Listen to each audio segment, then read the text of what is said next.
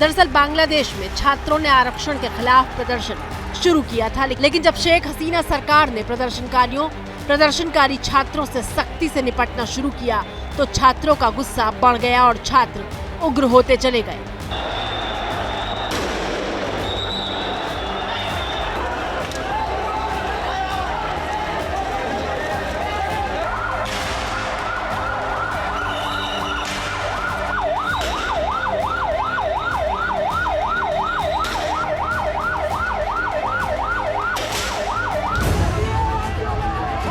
इसके बाद प्रदर्शन सीधे सरकार और प्रधानमंत्री शेख हसीना के खिलाफ दिखाई देने लगा। दूसरी तरफ सेना ने भी छात्रों के आंदोलन को कुचलने और सख्त कार्रवाई नहीं करने की बात कही थी। इस बीच प्रदर्शन कितना उग्र हो चुका था, इसे इस बात से समझिए कि बांग्लादेश के बनने में अहम रोल निभाने वाले और वहां के राष्ट्रपिता कहे जाने वाले बंग बंधु शेख मुजीबुर रहमान की मूर्ति पर चढ़कर भीड़ हथौड़े चला रही थी।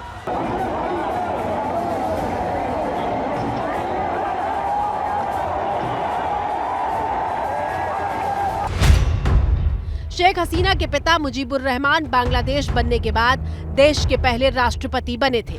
मुजीबुर रहमान 1972 से लेकर अगस्त 1975 तक देश के प्रधानमंत्री भी रहे। प्रधानमंत्री रहते हुए ही मुजीबुर रहमान की हत्या कर दी गई थी। 1975 में शेख हसीना के माता पिता समेत 3 भाइयों की हत्या हुई थी। और इस बार जब बांग्लादेश में हालात बिगड़े और सेना ने शेख हसीना को देश छोड़ने के लिए 45 मिनट का वक्त दिया तो शेख हसीना ने बिना देर किए बांग्लादेश को छोड़ दिया और सीधे भारत का रुख किया। और ये पहली बार नहीं है जब शेख हसीना ने मुसीबत के वक्त सबसे पहले भारत की तरफ देखा है। पिता की हत्या के बाद भी शेख हसीना ने भारत में शरण ली थी। अच्छा ही किया है, हमारे स्टूडेंट के ऊपर बहुत जुल्म किया है उन्होंने, तो अभी तो अच्छा ही हुआ। बांग्लादेश का हालात कुछ दिन खराब था, अभी तक खराब है, बाकी अल्लाह जाने क्या होगा। हम लोग अमन चाहते हैं, शांति चाहते हैं।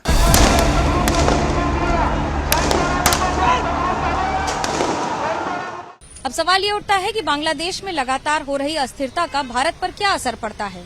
एक ओर हिंसा का दौर जारी है तो वहीं बांग्लादेश में तख्ता पलट भी हो चुका है। इसी के बीच भारत के डीजी बीएसएफ ने लगातार भारत और बांग्लादेश सीमा पर तैनात सारे जवानों को हाई अलर्ट पर रहने के आदेश दिए हैं।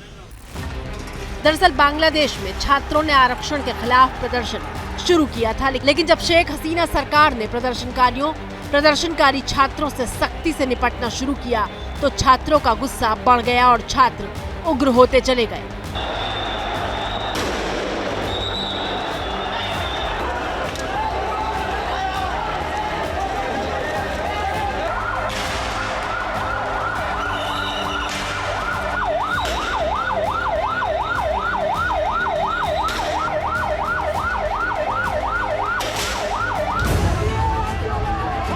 इसके बाद प्रदर्शन सीधे सरकार और प्रधानमंत्री शेख हसीना के खिलाफ दिखाई देने लगा। दूसरी तरफ सेना ने भी छात्रों के आंदोलन को कुचलने और सख्त कार्रवाई नहीं करने की बात कही थी। इस बीच प्रदर्शन कितना उग्र हो चुका था, इसे इस बात से समझिए कि बांग्लादेश के बनने में अहम रोल निभाने वाले और वहां के राष्ट्रपिता कहे जाने वाले बंग बंधु शेख मुजीबुर रहमान की मूर्ति पर चढ़कर भीड़ हथौड़े चला रही थी।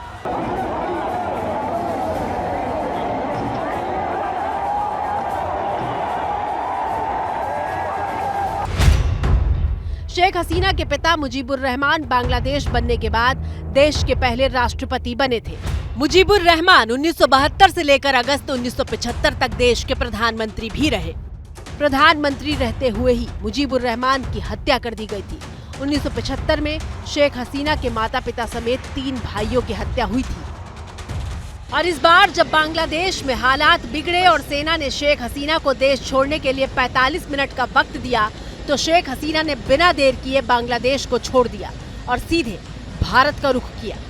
और ये पहली बार नहीं है जब शेख हसीना ने मुसीबत के वक्त सबसे पहले भारत की तरफ देखा है। पिता की हत्या के बाद भी शेख हसीना ने भारत में शरण ली थी। अच्छा ही किया है, हमारे स्टूडेंट के ऊपर बहुत जुल्म किया है उन्होंने, तो अभी तो अच्छा ही हुआ। बांग्लादेश का हालात कुछ दिन खराब था, अभी तक खराब है, बाकी अल्लाह जाने क्या होगा। हम लोग अमन चाहते हैं, शांति चाहते हैं।